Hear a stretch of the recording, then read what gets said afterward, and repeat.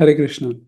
ओम अज्ञानतिमिरन्धस्य ज्ञानाञ्जनशलाकया चक्षुरुन्मिलितं येन तस्मै श्रीगुरवे नमः। नमो विष्णुपदाय कृष्णपृष्ठाय भूतले श्रीमते भक्तिवेदान्तस्वामिन् इति नामिने। नमस्ते सरस्वतीदेवे गौरवाणी प्रचारिणे निर्विशेषा शून्यवादी पाश्चात्यदेशतारिणे। जय श्री कृष्ण चैतन्य प्रभु नित्यानंद श्री अद्वैत गदाधर श्रीवासादि गौर भक्तवृंदा। हरे कृष्णा कृष्णा कृष्णा हरे हरे, हरे राम राम राम हरे हरे। हरे कृष्णा। तो आप सभी का स्वागत है हमारे इस रेगुलर वाल्मीकि रामायण डिस्कशन में, जिसमें हम किष्किंधा कांड का सर्ग नंबर 31 सर्ग कर रहे हैं। और यहाँ हमने कल की क्लास में देखा था कि किस प्रकार से जो सुग्रीव हैं वो अ, मद्यपान करके वो अभी नींद में हैं। और जब पहली बार अंगद उनके पास जब आते हैं, उनको बताने की कोशिश कर रहे हैं कि लक्ष्मण जी आए हुए हैं, लेकिन सुग्रीव अभी भी नींद में हैं, उनको कुछ होश नहीं है, कुछ बात ध्यान से नहीं सुनी। लेकिन उसके बाद फिर हमने बाहर का सीन देखा कि बाहर लक्ष्मण जी को देख के जो वहाँ पे आसपास के जो वानर थे, वो पहले तो उनको प्रसन्न करने के लिए किलकिलाहट कर रहे थे, कुछ आवाज़ें निकाल रहे थे उनको प्रसन्न करने के लिए, लक्ष्मण जी के क्रोध को शांत करने के लिए। लेकिन फिर उसके बाद फिर वो बहुत तेज गड़गड़ाहट, बहुत तेज आवाज़ करते हैं। और इस बार इनकी आवाज़ करने का पर्पस क्या था? उनके जो स्वामी जो सुग्रीव है, वो जो अभी नींद में है, उनको उनकी निद्रा से बाहर लाने के लिए, उनको वापस जगाने के लिए। और वैसा ही हुआ। जब वानरों ने बहुत तेज आवाज करी, गर्जना करी, इसके बाद इस बार सुग्रीव की आंख खुल गई। यहां तक हमने कल देखा था। अब उसके आगे का हम आज देखते हैं। मैं स्क्रीन को शेयर करता हूँ।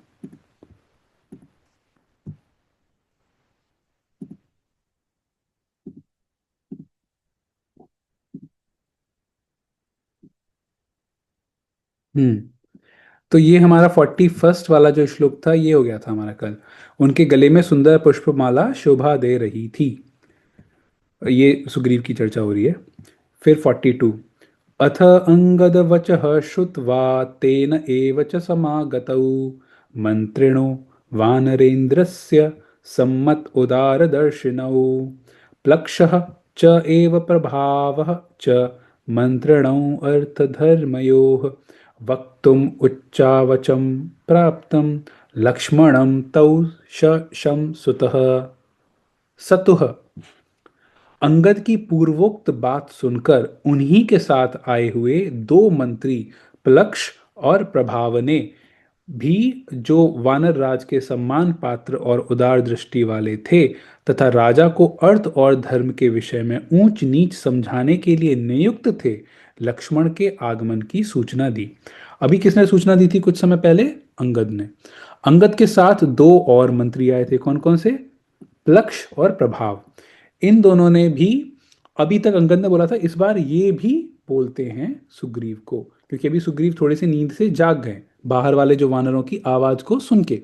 तो और यहाँ पे देखो एक और चीज बताई गई है कि जो मंत्री थे ऐसे वैसे मंत्री नहीं थे, सम्मान पात्र मंत्री थे। और बहुत ही अ, अर्थ और धर्म के विषय में ऊंच नीच समझाने के लिए नियुक्त थे। यानी ये वो लोग थे जिनको पता था कि क्या सही है क्या गलत है, क्या करना चाहिए धर्म के हिसाब से। अर्थ, अर्थ का मतलब क्या होता है? पैसा। क्या करना चाहिए जिससे हमारे जो हमारा जो किंगडम है, हमारा जो राज्य है, उसको नुकसान ना हो। आपको याद होगा कुछ समय पहले हमने एक श्लोक देखा था, बड़ा अच्छा श्लोक था। उसमें चार चीजों की बात हुई थी। कौन कौन सी थी उसमें? एक तो था कोशः, फिर दंडः, कोशः दंडः मित्रः आत्मः। ये करके था ना कि एक राज्य को अच्छे से चलाने के लिए ये चार चीज़ें आवश्यक होती हैं। और फिर सेम चीज़ हमने देखा था किस प्रकार से हम अपने शरीर पे भी, अपनी खुद के लिए भी, अगर इन चीज़ों का, चार चीज़ों का ध्यान देंगे। कोशः मतलब पैसा, फिनेंशियली इंडिपेंडेंट हों, पैसे का थोड़ा अच्छे से करें इंतजाम। और फिर दूसरा था दंड, के शत्रुओं से किस तरह से डील करना है। मित्र, अपने फ्रेंड्स लोगों से, अपने प्रियजनों से कैसे डील करना है। और चौथी चीज़ थी आत्मा, कि अपनी बॉडी को किस तरह से हेल्दी रखना है, बॉडी को और अपनी मानसिक हेल्थ को भी। हमने वहाँ पे भी देखा था, है ना? तो वहाँ पे एक जो शब्द यूज हुआ था वो क्या हुआ था? कोशः। कोशः इज मनी, पैसा, फाइनेंसिस। यहाँ पे भी ये जो दो जो मंत्री थे, प्लक्ष और प्रभाव, ये दोनों को अच्छे से ज्ञान था, अर्थ का और धर्म का। अर्थ मतलब पैसा। ठीक है। तो कहने का मतलब ये है, एक जो हम यहाँ से लेसन ले सकते हैं वो ये है, कई बार लोग कहते हैं कि पैसा इंपॉर्टेंट नहीं है ना, पैसे का क्या, मतलब कई लोग ऐसे मजाक में बोल देते हैं या जो भी है, पैसा तो हाथ का मैल है, आता जाता रहता है ना। लेकिन अपने को समझना चाहिए, स्पेशली अभी कलयुग में, कि कोशिश करें कि हम प्रॉपरली पैसे को, उसका संचय करें, उसको कैसे सेव करना है, क्या करना है ना, वो सब अपने को करना चाहिए। कि कितना आ रहा है और कितना खर्च करना है, कितना सेव करना है फ्यूचर के लिए भी। तो ये पैसे के मामले में अपने को थोड़ा सीरियस होना चाहिए। कई बार हम क्या करते हैं कि ये खासकर कई जगह, कई सारी फैमिलीज़ में ऐसे होता है कि जैसी बात आती है कि अच्छा पैसे में हमें कितना करना, क्या करना है, अच्छा वो तो ना हमारा पार्टनर देख लेगा, पैसे के मामले में ना हम ज़्यादा ध्यान नहीं रखते, हमारे पति देख लेंगे या फिर हमारी पत्नी देख लेंगी, है, हमें इससे मतलब नहीं है, हमें ना तो इन्फॉर्मेशन चाहिए, ना अपने को ज्ञान अर्जित करना है कि पैसे को कैसे हैंडल करना है, वो हमारी पार्टनर, हमारी स्पाउस, हमारे पति पत्नी देख लेंगे। लेकिन ऐसा नहीं है। हमको कोशिश करना चाहिए, रामायण में बार बार इस चीज़ का जिक्र आ रहा है, तो हमको भी कोशिश करनी चाहिए ना, बेसिक नॉलेज कि पैसे को कैसे यूज़ करना है, क्या करना है, जिससे कि आवश्यकता पड़ने पे, जब प्रॉब्लम के समय पे हम उसको थोड़ा सा अपने अपने आप को हैंडल कर सकें, उस पैसे के थ्रू अपने आप को सेव कर सकें। ठीक है। तो ये उस मामले में बहुत ही इंटेलिजेंट मंत्री थे। ये मंत्री इनको अब ये भी बोलते हैं कि हाँ भाई, लक्ष्मण जी आए हुए हैं, क्रोधित अवस्था में हैं, अ, ऊंच नीच समझाने के लिए नियुक्त थे, लक्ष्मण के आगमन की सूचना दी इन्होंने भी। प्रसादयित्वा सुग्रीवं वचनै स अर्थ निश्चितै आसीनं पर्युपासीनौ यथा शक्रं मरुत्पतिम्। सत्यसन्धौ महाभागौ भ्रातरौ रामलक्ष्मणौ वयस्य भावं सम्प्राप्तौ राज्य अर्हौ राज्यदायिनौ। राजा के निकट खड़े हुए उन दोनों मंत्रियों ने देवराज इंद्र के समान बैठे हुए सुग्रीव को खूब सोच विचार कर निश्चित किए हुए सार्थक वचनों द्वारा प्रसन्न किया और इस प्रकार कहा। देखिए, ये बहुत इंपॉर्टेंट लाइन है। ये जो मंत्रीगण हैं, अभी जनरली क्या होता है, जो मंत्री जो होता है, राजा मंत्री से आके पूछता है, अच्छा ये हमारे पास प्रॉब्लम है, इस प्रॉब्लम को कैसे सॉल्व कर सकते हैं। जनरली राजा क्वेश्चन रखता है, फिर मंत्री उसका जवाब देते हैं कि हाँ, हम इसको ऐसे सॉल्व कर सकते हैं। जैसे सपोज करिए कि बारिश नहीं आ रही राज्य में, तो राजा मंत्रियों से कहेगा कि देखो बारिश आ रही नहीं है, खेतों में पानी चाहिए, तो हम क्या क्या कर सकते हैं। फिर मंत्री थोड़ा सा सजेस्ट करेंगे, ओके हम लोग ऐसा कर सकते हैं, वैसा कर सकते हैं। यहाँ पे क्या है, मंत्री खुद अपने साइड से आके राजा को पॉइंट आउट करने वाले हैं, राजा को बताने वाले हैं कि भाई ये गड़बड़ चल रहा है, इसे संभालो। तो ऐसे मामले में जो हमको थोड़ा पोलाइट होना चाहिए। हमको किस तरह से, आप जब कभी अपने स्वामी के पास या अपने से ऊपर वाले लोगों से जब बात करें, क्या करें, तो हमें कैसे करना चाहिए। तो इस वाले श्लोक से हमको वो सीखने को मिलता है। आपको याद होगा, एक दो अध्याय पहले हनुमान जी भी सुग्रीव के पास जाते हैं और उनको याद दिलाते हैं कि देखो जी आप लेट कर रहे हो। तो उस समय हनुमान जी भी पहले उनको बहुत पोलाइटली, बहुत अच्छे से बात करते हैं, उसके बाद फिर बताते हैं कि हम ये गड़बड़ कर रहे हैं, इसको थोड़ा सा हमको सुधारना है। तो यहाँ पे ये जो मंत्रीगण है ना, दोनों मंत्री भी खूब सोच विचार कर निश्चित किए हुए सार्थक वचनों द्वारा प्रसन्न किया। उन्होंने जो वचनों का, जो शब्दों का यूज कर रहे हैं, जो शब्दों का प्रयोग कर रहे हैं सुग्रीव को बताने के लिए, वो भी सोच समझ के। कई बार हम ऐसे ही सामने वाले को कुछ भी बोल देते हैं। इस श्लोक से हम यही सीख सकते हैं कि सोच विचार कर हमको अपने मुख से शब्दों को बाहर निकालना चाहिए। शब्द एक बार बाहर निकल गया, उसके बाद हो सकता है सामने वाले को वो हर्ट कर जाए, भले ही हमारी इंटेंशन नहीं थी, लेकिन क्योंकि हमने 1 सेकंड के लिए, 2 सेकंड के लिए दिमाग में सोचा नहीं, ऐसे ही बोल दिया। कई बार हम लोग अपने मित्र गणों के लिए या जो हमारे साथ वाले होते हैं उनके साथ कुछ बार कुछ इस तरह से बोल देते हैं कि हाँ ये तो मेरा दोस्त है, इसको ऐसे बोल दिया तो क्या नुकसान है, क्या दिक्कत है।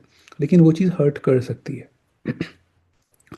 तो इस चीज़ का हमको, अगर आप भी अपने उसमें सोचें कि आप लोग सोच सकते हैं कि पिछली बार, लास्ट टाइम कब हमने किसी को, अंदर से हमारी इंटेंशन नहीं थी वैसी, लेकिन हमने कुछ शब्द बोले, सामने वाले को बहुत हर्ट हुआ, है ना। तो ये अपने को बहुत सोच समझ के, आप अगर देखें एक हमारे में एक शास्त्र है, उसको उसका नाम है उपदेशामृत। उपदेशामृत में स्टार्टिंग में ही उसका जो पहला श्लोक है वो स्टार्ट ही इसी से होता है, वाचो वेगम मनस क्रोध वेगम।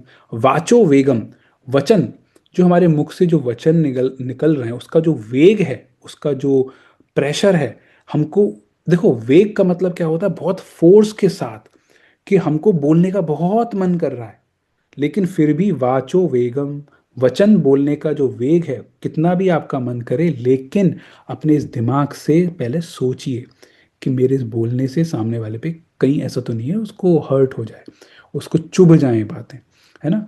तो ये हमको सोच समझ के करना चाहिए, बहुत इंपॉर्टेंट लेसन है। इस प्रकार कहा, अभी वो लोग क्या बोलते हैं, राजन, महाभाग श्री राम और लक्ष्मण दोनों भाई सत्य प्रतिज्ञ हैं, वे वास्तव में भगवत स्वरूप हैं। उन्होंने स्वेच्छा से मनुष्य शरीर धारण किया है। वे दोनों समस्त त्रिलोकी का राज्य चलाने के योग्य हैं। वे ही आपके राज्य दाता हैं।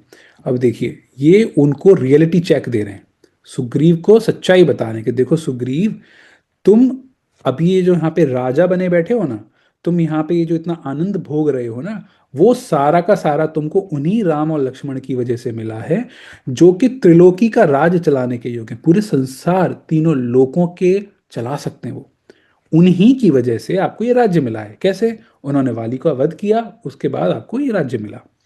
और सत्य प्रतिज्ञ है उन्होंने, सत्य, ये तो हमको पता भी चल रहा है कि राम भगवान भी कुछ समय पहले बोले हैं, राम भगवान बोले थे कि मैं चाहूँ तो मतलब मैं इस पूरे चीज़ों को हैंडल खुद ही कर सकता हूँ, लेकिन मैंने उनको सुग्रीव को बोला है कि भाई तुम मेरी हेल्प करना, तो उसी बात को रखने के लिए मैं सुग्रीव की हेल्प ले रहा हूँ।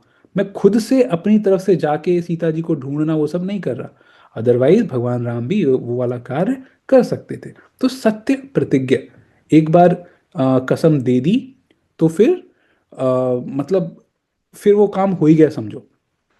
मैं आपको इसका एक एग्जांपल देता हूँ। देखिए, वो आगे आएगा, कुछ समय के बाद आएगा युद्ध कांड में, जब लड़ाई हो रही होती है वहाँ पे, रावण के साथ युद्ध हो रहा होता है, इधर वानर सेना है, उधर रावण की सेना है।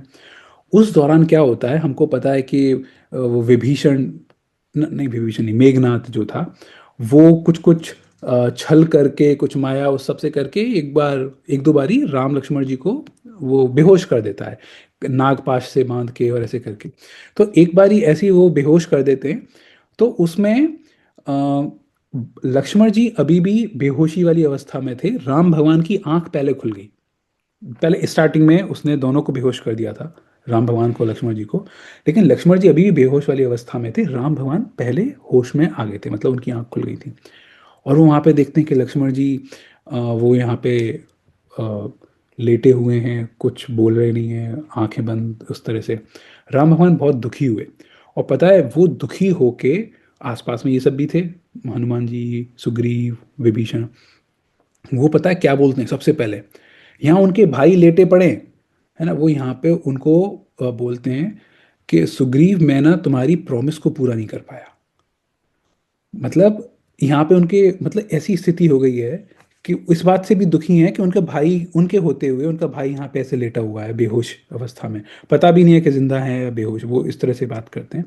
और वो दुखी किस लिए हो रहे हैं, सुग्रीव को बोलते हैं, सुग्रीव मैंने तुम्हें प्रॉमिस किया था कि तुमको वहाँ का राजा बनाने का। विभीषण से भी बोलते हैं, तुमको प्रॉमिस किया था कि यहाँ का राजा बनाने का, लंका का, है ना, तो मैं तुम्हारी प्रॉमिस को पूरा नहीं कर पाया, मेरा अपना, मैंने अपने लक्ष्मण जो भाई को भी खो दिया है, अभी ना मैं तुम लोगों का कुछ नहीं कर पाया, आप लोग अब वापस ही लौट जाओ। तो वो दुखी इसलिए हो रहे हैं कि वो अपने दिए हुए वचन को पूरा नहीं कर पाए। ये बात हमको यहाँ से पता भी चलती है, सत्य प्रतिज्ञ है। ये वाला मैंने एग्जाम्पल इसलिए दिया क्योंकि भगवान श्री राम सत्य प्रतिज्ञ हैं। एक बार उन्होंने जो कह दिया उसको करने के लिए कुछ भी करने को तैयार रहते हैं, उस वचन को पूरा करने के लिए। और इसलिए उस युद्ध भूमि पे वो इस बात से दुखी, इस बात से दुखी नहीं है कि सीता नहीं मिल पाई, सीता जी नहीं मिल पाई, इस बात से भी दुखी नहीं है इतना कि भाई यहाँ पे लेटा पड़ा है, लेकिन इस बात से दुखी है कि विभीषण को प्रॉमिस जो दिया था, वचन जो दिए थे, वो पूरे नहीं हो पा रहे हैं उनसे। एनीवे फिर बाद में गरुण जी आके उनको बचाते हैं, ऐसे दो तीन बार ऐसे होता है वहाँ पे। तो जब हम जो युद्ध कांड पढ़ेंगे, तब ये सारी चीज़ को और डिस्कस कर लेंगे डिटेल में, अभी बस मैंने आपको रेफरेंस के लिए बताया था। फिर उसके बाद नेक्स्ट, तयोः एको धनुष्पाणिर्द्वारी तिष्ठति लक्ष्मणः यस्य भीताः प्रवेपन्ति पंते नादान मुंचन्ति वानराः। उनमें से एक वीर लक्ष्मण हाथ में धनुष लिए किष्किंधा के दरवाजे पर खड़े हैं, जिनके भय से कांपते हुए वानर जोर जोर से चीख रहे हैं। तो आप इस परिस्थिति को समझिए। बाहर से बहुत चीखने चिल्लाने की आवाज आ रही है, जो वानर चिल्ला रहे हैं, अभी जो कुछ श्लोक पहले हमने देखा था। इन आवाजों को सुन के सुग्रीव अंदर जो है उनकी आंख खुलती है, और वो मतलब आंख खुल के वो सोच रहे हैं क्या हो गया अचानक से। उनके सामने यहाँ पे अंगद और उनके साथ के दो मंत्री वो भी खड़े हैं। वो अब वहां पे बता रहे हैं कि राम लक्ष्मण जो हैं उनमें से एक भाई लक्ष्मण आए हुए हैं, और उनके भय से, लक्ष्मण के क्रोध के भय से बाहर वो जो आपको आवाज जो सुन रहे हो ना, जिनकी वजह से आप आपकी आंख खुली है, वो आवाजें बाहर आप ही के जो सेवा या फिर जो रक्षा करने वाले वानर हैं वो आवाज निकाल रहे हैं, वो आवाज कर रहे हैं। किससे? भय से कांपते हुए, लक्ष्मण जी के भय से। स एष राघव भ्राता लक्ष्मणो वाक्य सारथि व्यवसाय रथः प्राप्तः तस्य रामस्य शासनात्। श्री राम का आदेश वाक्य ही जिनका सारथी है, सारथी और कर्तव्य का निश्चय ही जिनका रथ है, वे लक्ष्मण श्री राम की आज्ञा से यहाँ पधारे हैं। यानी ये लक्ष्मण जो हैं ये वो हैं जो भगवान राम की ही बात, उनके लिए सब कुछ है। भगवान राम को ही, राम ने जो कुछ कह दिया, अब वो किसी ना किसी तरीके से उसको फॉलो करेंगे। तो ये यहाँ पे बोलना चाह रहे हैं, अयम च तनयो राजन ताराय दयितो अंगदः लक्ष्मणेन सकाशं ते प्रेषितः त्वरया अनघ। राजन, निष्पाप वानरराज, लक्ष्मण ने तारा देवी के इन प्रिय पुत्र अंगद को आपके निकट बड़ी उतावली के साथ भेजा है। अब ये बता रहे हैं, अंगद की बात तो सुनी नहीं नींद में, अब ये पंत्री बता रहे हैं कि भाई ये जो अंगद है ना, उन्हीं जो क्रोधित लक्ष्मण जो बाहर खड़े, उन्होंने इनको भेजा है अंगद को आपके पास।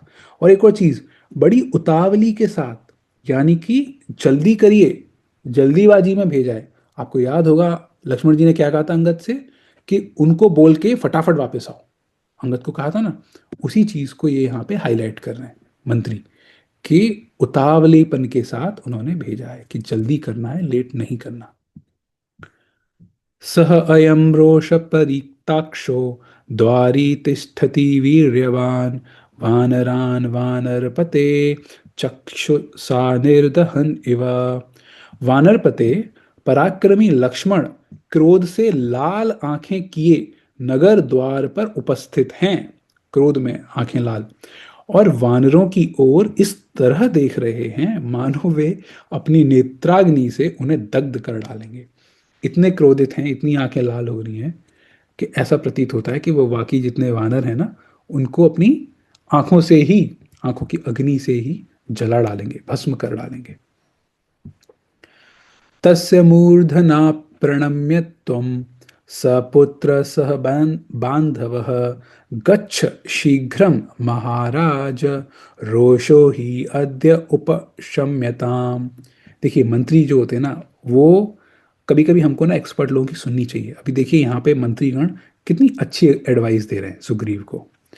महाराज, आप शीघ्र चलें तथा पुत्र और बंधु बांधवों के साथ उनके चरणों में मस्तक नवावें और इस प्रकार आज उनका रोष शांत करें। वो बोल रहे हैं कि भाई अकेले जाओगे ना, उससे उनका रोष शांत नहीं होना। आप अकेले मत जाओ। आपने जिस लेवल की जो गलती करी है, वो जिस लेवल के, एक्चुअली गलती का तो अभी इनको आभास भी नहीं है कि किस बात के लिए आगे वाले श्लोक में आएगा कि सुग्रीव खुद ताज्जुब करेंगे कि हुआ क्या, अचानक से लक्ष्मण ऐसे क्यों। तो अभी वो आगे बोलने वाले हैं, लेकिन ये मंत्रीगण बोल रहे हैं कि जिस लेवल से, जिस स्थिति में, जिस लेवल के क्रोधित हुए ना लक्ष्मण, आपको अकेले नहीं, पूरे बंधुओं सब लोगों के साथ जाके सॉरी बोलो उनको, उनको मनाने के लिए। अब हम इस चीज को किससे कंपेयर कर सकते हैं? भरत मिलाप से। जब राम लक्ष्मण और सीता वो जब वहां पे वन में चले गए थे। उसके बाद भरत जब वापस आते हैं, भरत वहाँ पे पहले तो कैकई से थोड़ा गुस्सा करते हैं कि आपने क्या कर दिया, कुछ कुछ उनको डांटते हैं, वो सब करते हैं। उसके बाद वो पूरे संपूर्ण अयोध्या वासियों से क्या बोलते हैं कि आप सभी मेरे साथ चलो और हम सब मिलके उनको प्रसन्न करेंगे, उनको खुश करेंगे, राम लक्ष्मण सीता जी को, और उनको वापस लेके आएंगे। सेम चीज एक तरह से यहाँ पे ये बोल रहे हैं मंत्रीगण कि भाई अपने बंधु बांधवों सबको लेके जाओ उनको प्रसन्न करने के लिए। ठीक है, फिर ये अपना इस वाले चैप्टर का आखिरी श्लोक है। यथा आह रामो धर्मात्मा ततः कुरुष्व समाहितः राजन् तिष्ठ स्वसमये भव सत्य प्रतिश्रवः। राजन, धर्मात्मा श्री राम जैसा कहते हैं सावधानी के साथ उसका पालन कीजिए। आप अपनी दी हुई बात पर अटल रहिए और सत्य प्रतिज्ञ बनिए। तो अब ये बोल रहे हैं कि लक्ष्मण जी जो है राम भगवान का ये वो मैसेज लेके आए हैं, है ना। तो राम भगवान ने जो कहा है लक्ष्मण जी के थ्रू, आप उस बात का अच्छे तरीके से सावधानी के साथ, है ना, ये लिख रहा है, सावधानी के साथ उसका पालन करिए और आपने जो प्रतिज्ञा दी है आप उस पर भी अटल रहिए। मंत्रियों को भी समझ में आ रहा है कि ना इन्होंने गलती क्या की है, बस एक सुग्रीव को ही समझ में नहीं आ रहा कि उन्होंने गलती क्या की है। बाकी सबको थोड़ा थोड़ा समझ में आ रहा है कि सुग्रीव की गलती क्या है कि राम भगवान की हेल्प नहीं कर रहे। तो ये हमारा 51वां श्लोक खत्म, तो 31वां सर्ग भी खत्म। अभी नेक्स्ट सर्ग, सर्ग नंबर 32। अंगदस्य वचः श्रुत्वा सुग्रीवः सचिवैः सह लक्ष्मणं कुपितं श्रुत्वा मोमोच आसनम आत्मवान। मंत्रियों सहित अंगद का वचन सुनकर और लक्ष्मण के कुपित होने का समाचार पाकर मन को वश में रखने वाले सुग्रीव आसन छोड़कर खड़े हो गए। कई बार ऐसे होते हैं ना, पैर के नीचे से जमीन खिसक गई, वही कि अच्छा भला मैं सो रहा था, ये हुआ क्या। तो बिल्कुल ऐसे हड़बड़ाहट में उठ के आसन छोड़ के वो खड़े हो गए कि क्या हो गया। ठीक है, आप ना इस चीज़ को, ये वाला जो जो सिचुएशन है यहाँ पे जो डिस्क्राइब की गई है, आप इसे खुद अपनी आंख बंद करके ना जब शांति से कभी टाइम मिले सोचिएगा कि किस प्रकार से सुग्रीव का क्या रिएक्शन हुआ होगा। अचानक से कोई, हम जब सो रहे होते हैं अचानक से, कई बार तो अलार्म बजता है हमारा, तो उस समय भी हम लोग घबरा जाते हैं या फिर इस तरह से। एनीवे, सच्चतान अब्रवीत वाक्यम निश्चित्य गुरुलाघवम मंत्र ज्ञान मंत्र कुशलो मंत्रेषु परिनिष्ठितः। वे मंत्रणा कर्तव्य विषयक विचार के परिनिष्ठित विद्वान होने के कारण मंत्र प्रयोग में अत्यंत कुशल थे। उन्होंने श्री रामचंद्र जी की महत्ता और अपनी लघुता का विचार करके मंत्रज्ञ मंत्रियों से कहा। यहाँ पे सुग्रीव के बारे में आ रहे हैं कि सुग्रीव भाई सतोगुण वाले भी थे, मतलब उनको मंत्रों का इन सब का अच्छे से ज्ञान था। आखिर भगवान के भक्त ही तो थे, मतलब। और भगवान के भाई जिनके पास हनुमान जी जैसा व्यक्ति है ना, जो उनको गाइड करने वाला है, तो वो व्यक्ति ठीक ठाक ही है। कभी जभी गलती हो जाती है, तो ये अभी वैसे ही इनसे गलती हो गई है थोड़ी, लेकिन मिथ्याचार वो अपि चेत्सु दुराचारो दुराचारो भजते माम अनन्य भाग साधुरेव स मंतव्य।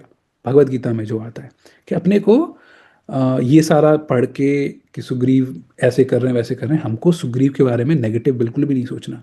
हो सकता है कुछ भक्तगण ऐसा सोचने लग जाए कि सुग्रीव ने तो बहुत गलत किया, या सुग्रीव तो बहुत खराब व्यक्ति है। नहीं, खराब व्यक्ति नहीं है, उनसे अभी थोड़ी गलती हो गई है। ठीक है, वो जो भी है, किसी भी कारणों से गलती हो गई उनसे, लेकिन कृष्ण भगवान भगवत गीता में बोलते हैं साधुर एव स मंतव्य, कि उनको साधु ही समझना चाहिए कभी ऐसे वैसे गलती अगर हो जाए तो। क्योंकि आगे देखेंगे यही सुग्रीव ना सब कुछ अपना दांव पे लगा के भगवान राम के लिए क्या क्या करेंगे, है ना। तो अब ये जो है श्री रामचंद्र जी, उनको सब कुछ पता है कि रामचंद्र जी किस लेवल पर हैं और मैं कितना लघु हूँ, छोटा। मैं उनके सामने कहीं स्टैंड ही नहीं करता, कुछ मेरी कुछ पोजीशन है ही नहीं। तो ये सब मन में विचार कर रहे हैं वो, और फिर ये सब विचार करने के बाद अपने मंत्रियों से कहते हैं न मे दुर्व्याहृतम किंचित न अपि मे दुरनुष्ठितम लक्ष्मणो राघव भ्राता क्रुद्धः किम इति चिंतये। क्वेश्चन पूछ रहे हैं, मैंने न तो कोई अनुचित बात मुंह से निकाली है और न कोई बुरा काम ही किया है, फिर श्री रघुनाथ जी के भ्राता लक्ष्मण मुझ पर कुपित क्यों हुए हैं। अभी आप देख रहे हो ये इतने, इन्होंने इतना मद्यपान कर लिया है, इनको ये चीज़ समझ में नहीं आ रही कि भाई 4 महीने पहले प्रॉमिस करके आए थे, कुछ वचन दे के आए थे, और ये क्या सोच रहे हैं कि मैंने तो कुछ बोला ही नहीं है राम जी को, मैंने तो उनको कोई गलत सलत उनके साथ ना कुछ गलत कार्य किया ना कुछ गलत बोला, फिर ये लक्ष्मण जी मुझ पे क्यों गुस्सा हो गए, क्यों कुपित हो गए, ये सवाल पूछ रहे हैं। इस बात पर मैं बारंबार विचार करता हूँ, बार बार सोचने पर भी मुझको ये समझ ही नहीं आ रहा कि वो मुझसे गुस्सा क्यों हो गए। ठीक है, देखिए अभी हम लोग हंस रहे हैं मुस्कुरा रहे हैं, लेकिन आप बेचारे सुग्रीव के हिसाब से सोचिए उनके अंदर क्या डर घूम रहा होगा, कि उनको ये चीज़ समझ में ही नहीं आ रही कि लक्ष्मण जी क्यों गुस्सा हो गए। असुहृ असुहृद्भिः मम अमित्रैः नित्यम् दर्शिभिः मम दोषान् असम्भूतान् श्रावितो राघवानुजः। जो सदा मेरे छिद्र देखने वाले हैं तथा जिनका हृदय मेरे प्रति शुद्ध नहीं है, उन शत्रुओं ने निश्चय ही श्री रामचंद्र जी के छोटे भाई लक्ष्मण से मेरे ऐसे दोष सुनाए हैं जो मेरे भीतर कभी प्रकट नहीं हुए थे। देखो ये कहाँ से कहाँ दिमाग दौड़ा रहे हैं अपने। सुग्रीव क्या बोल रहे हैं कि पक्का जो लक्ष्मण जी भी गुस्सा हुए हैं, क्यों गुस्सा हुए हैं, कि जो लोग मेरे बारे में अच्छा नहीं सोचते, जो मेरे शत्रु हैं ना, उन लोगों ने लक्ष्मण जी को भड़का दिया होगा मेरे विरुद्ध, और इसलिए अब ये यहाँ पे आके क्रोधित होके यहाँ पे मेरे पास आ गए। अगर आपको याद होगा किष्किंधा कांड के स्टार्टिंग के जो दो तीन चार जो सर्ग थे, हमने वहां जो पढ़ा था, लगभग ऐसी ही बात सुग्रीव पहले भी कर चुके हैं। पहले वो ये वाली बात बोलते हैं हनुमान जी को, हनुमान जी से जब ये नीचे वो देखते हैं ना, राम और लक्ष्मण वो नीचे घूम रहे हैं, और सुग्रीव और इनके जो चार असिस्टेंट्स थे जो इनको हेल्प करते थे, उसमें से एक हनुमान जी भी थे। सुग्रीव और ये चार लोग ये पहाड़ के ऊपर ऋष्यमुख पर्वत के ऊपर चोटी पे थे। इन्होंने इनको देख लिया नीचे, राम और लक्ष्मण जी को, कि धनुष भी है लेकिन साधु के भेष में भी है। तो उनको देख के सेम बात ये हनुमान जी को बोलते हैं कि हनुमान जी मुझे पता है क्या लग रहा है, ये यहाँ पे वाली तो आ नहीं सकता मुझको यहाँ पे मारने, क्योंकि उसको श्राप मिला हुआ है वाली को। तो वाली ने कुछ लोगों को, शत्रुओं को, मतलब मेरे अगेंस्ट, मेरे विरुद्ध भड़का के कुछ लोगों को भेजा है यहाँ पे मुझे मारने के लिए। वहां पे भी ऐसी बात बोल रहे हैं और यहाँ पे भी वो ऐसी बात बोल रहे हैं। बोले किसी मेरे शत्रु ने ना इनके कान भर दिए हैं, इनको कुछ तो गलत सलत, कुछ तो मेरे बारे में भड़का दिया है लक्ष्मण जी को, और इसलिए लक्ष्मण जी क्रोधित होकर यहाँ पे मेरे पास आए हैं। अब आप देखिए कि कई बार जो हम अज्यूम करते हैं ना, हम जो इमेजिन करते हैं कि शायद ऐसा हुआ होगा वैसा हुआ होगा, और वो मतलब कितना गलत सोच लेते हैं, जबकि यहाँ पे ऐसा कुछ स्थिति है ही नहीं, कारण कुछ दूसरा है, और यहाँ सुग्रीव कुछ और ही मन में सोच रहे हैं। तो इसलिए कई बार ऐसा हो सकता है मिसअंडरस्टैंडिंग को बचाने के लिए, कि मिसअंडरस्टैंडिंग ना हो जाए किसी दो व्यक्ति में, हमको सीधे सीधे बात करनी चाहिए, भाई मुझे ऐसा लग रहा है, या फिर आप खुद ही बताओ कि क्या कारण है, क्या है ना। खुद से ऐसे नहीं मनगढ़ंत सोचना चाहिए कि हाँ उसने ऐसा कहा होगा, उसने ऐसा सोचा होगा, उसने वैसा सोचा होगा। अरे ठीक है भाई, कलयुग का टाइम है, अब तो और दिक्कत है। आप सामने ऊपर से कोई कुछ दिखता है, अंदर से कोई कुछ और दिखता है, आपको समझ में ही नहीं आएगा कि आप जो अज्यूम कर रहे हो किसी के बारे में एक्चुअल में वैसा है या नहीं है। तो इसलिए एक जो इम्पोर्टेंट लेसन हम जो सीख सकते हैं इस वाले श्लोक से, वो है ये। कई बार ऐसे हो सकता है कि अ, खासकर जब हम ग्रुप में होते हैं, कुछ सेवाएं करते हैं, या फिर अपने ऑफिस में भी, हमने सोचा कि अच्छा हमारा जो मैनेजर है वो चाहता है कि ये काम करें, हम अज्यूम कर रहे हैं हम, है ना, और फिर हमने उस हिसाब से काम कर दिया, बाद में पता चला मैनेजर कुछ और चाहता था। डिवोशनल सर्किल में, आध्यात्मिक जो हमारा ग्रुप होता है उसमें भी कई बार हमको लगता है कि हमारे मेंटर चाहते हैं शायद ये कार्य करें, लेकिन एक्चुअली में वो कुछ और चाहते थे, तो उस वजह से कुछ गलत सलत भी हो सकता है। तो इसलिए बेटर ये है कि भाई फ़ोन घुमाओ और 2 सेकंड में 10 सेकंड में पूछ लो, क्लियर कर लो, क्लैरिफाई कर लो, क्या दिक्कत है ना। लेकिन ऐसे कुछ हमको अज्यूम नहीं करना चाहिए। सुग्रीव वहां पे भी गलत थे जब वो राम लक्ष्मण जी के लिए सोच रहे थे कि वाली ने भेजा होगा, और सुग्रीव यहाँ पर भी गलत है कि जो भी ये कह रहे हैं कि किसी शत्रु ने इनको भड़का के भेजा होगा लक्ष्मण जी को। ठीक है, तो आज हम चौथे श्लोक तक यहीं तक रखते हैं, इसका आगे का आगे पढ़ते हैं हम नेक्स्ट डे। तो आज की इस क्लास से रिलेटेड किसी को कुछ डिस्कशन करना है किसी पॉइंट पे या कुछ डाउट है तो आप हैंड रेज कर सकते हैं। ओके, ठीक है, कोई दिक्कत नहीं, हम लोग फिर कल मिलते हैं। ग्रंथराज श्रीमद् भागवतम की जय। वाल्मीकि रामायण की जय।